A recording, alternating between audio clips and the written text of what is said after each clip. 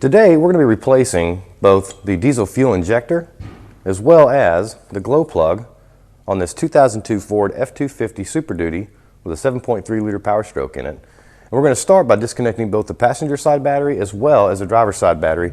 That way we can keep from any surges of any type going through any of the pigtails we're going to be removing, as well as keeping ourselves safe from any type of shocks.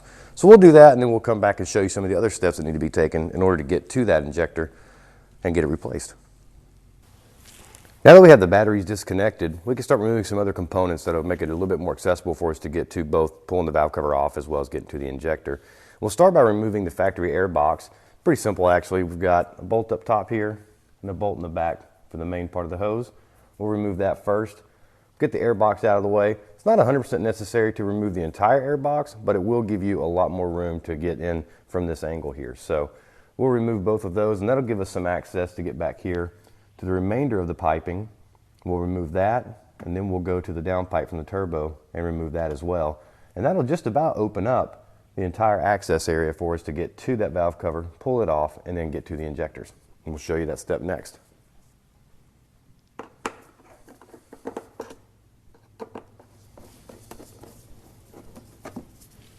Now that we have the air filter removed, the air filter cover, as well as the initial run of the breather hose assembly out of the way, it's time to go ahead and remove that downpipe from the turbo. And the easiest way to do that is, one, we do have two bolts coming down here, kind of past the alternator and below, that are going to reach into the beginning of the intercooler. They're going to be just like these here. We're going to remove those bolts at the bottom and remove them up here as well. And that's basically just a clamp holding that downpipe on with the sleeves. Just loosen those up on both the top and the bottom, and you can slide that downpipe out of the way.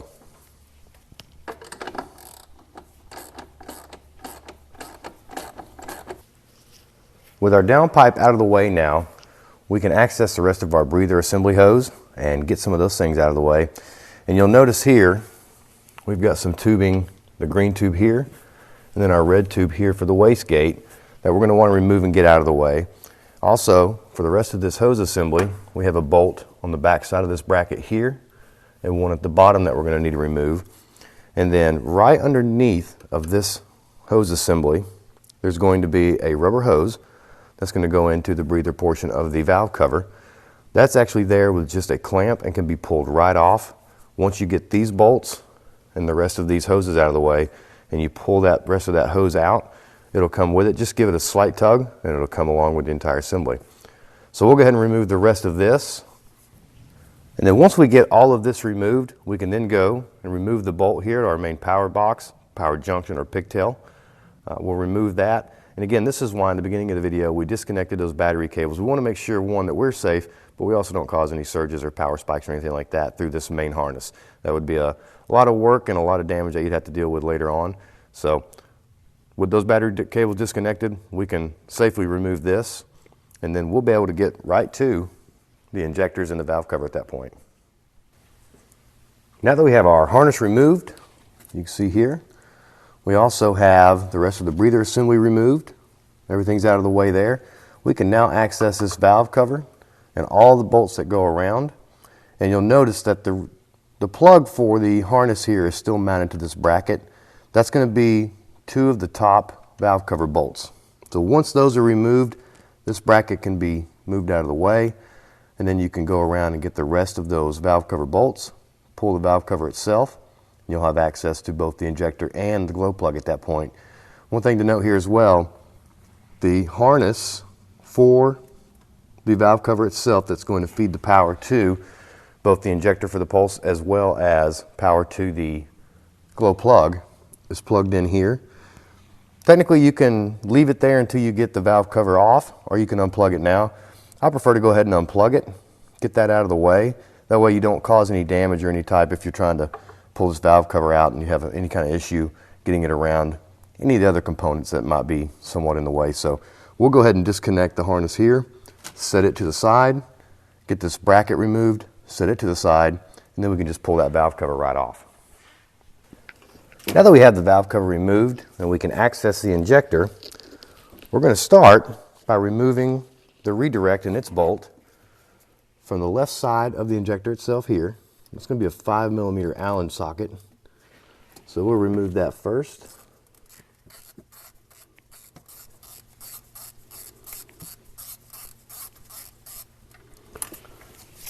And be sure to get the bolt as well as the redirect when you pull it out.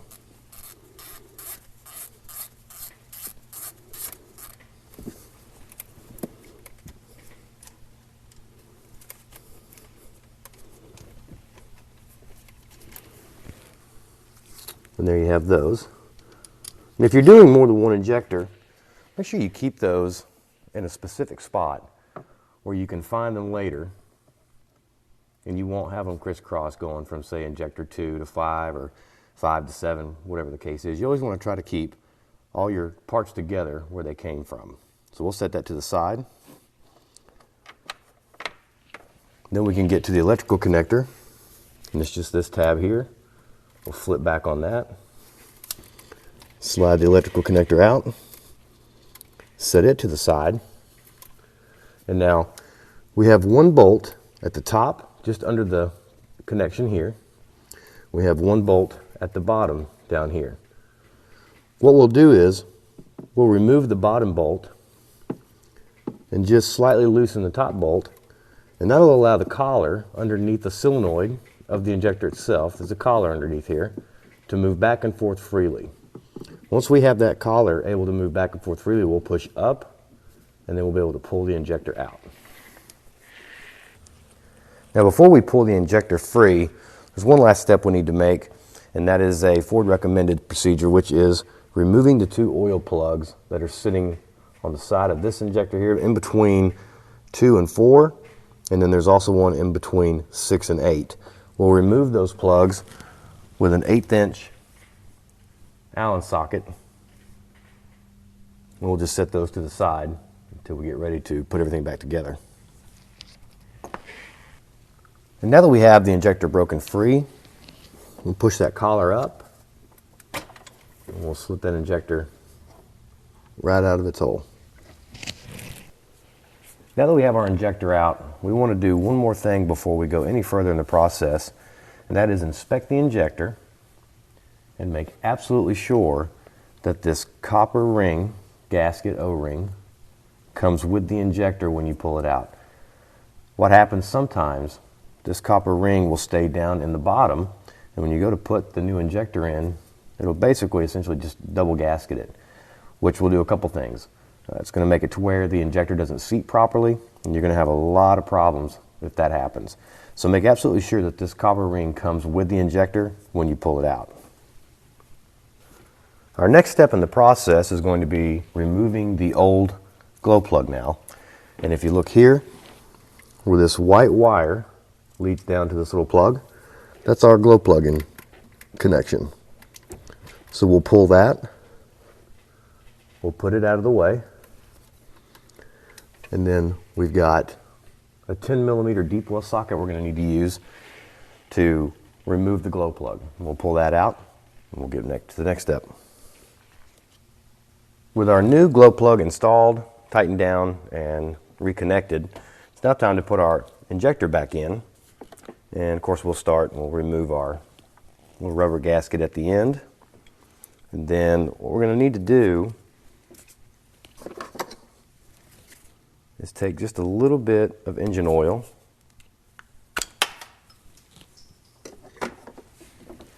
we've got a little bit here around the edges. We're just going to coat those O-rings a little bit.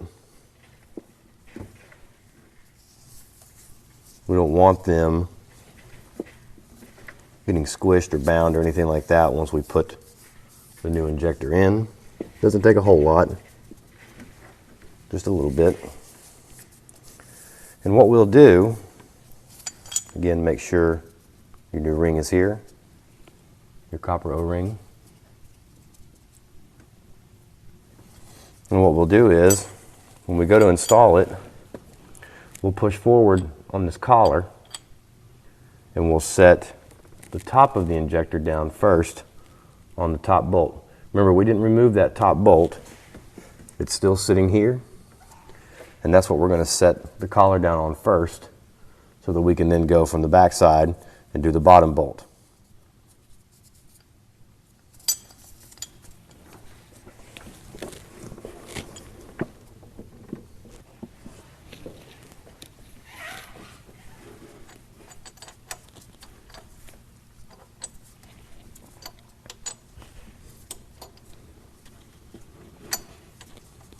And then what we're going to have to do here, we are going to have to give this some light taps to get that in.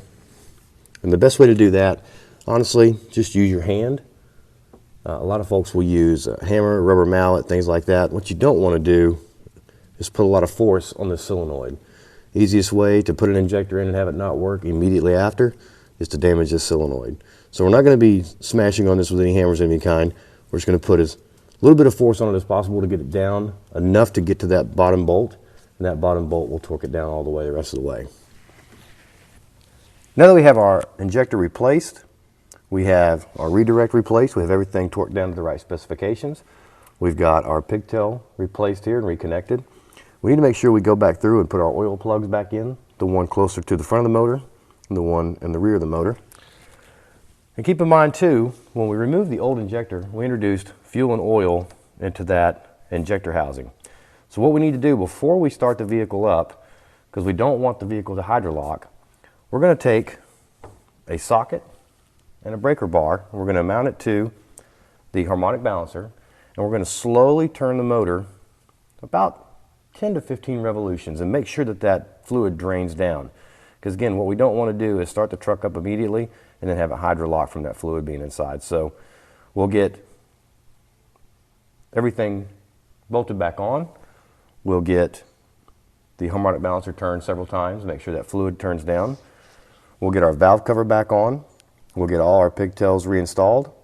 And then, of course, we'll get all our piping back in place. We'll get our duct back in place for our air filter. And just make sure everything's tightened down and secured, again, to the right torque specifications, and everything's back to where it needs to be. When we do go to start the truck for the first time, however, we're just going to turn it over a few times. We're going to let it build oil pressure. Remember, these injectors work off of oil pressure, so we need to build that oil pressure up first, then we'll give it a good start. You will probably notice some white smoke coming out in the beginning when you first start it up. It's very normal. It'll go through pretty quick, and then you'll be back up and running in no time. Just keep in mind, once everything is done, you get the truck running again, and you know that it's idling properly and it's driving properly. Make sure you go in and check any codes, clear any codes that were associated with the injector in the first place. And if you have the scan tool, go through and just make sure all of your injectors are pulsing properly and functioning properly. And hopefully now you have a better understanding of what it takes to remove and install both an injector and glow plug on a 2002 F250 with a 7.3 liter diesel in it.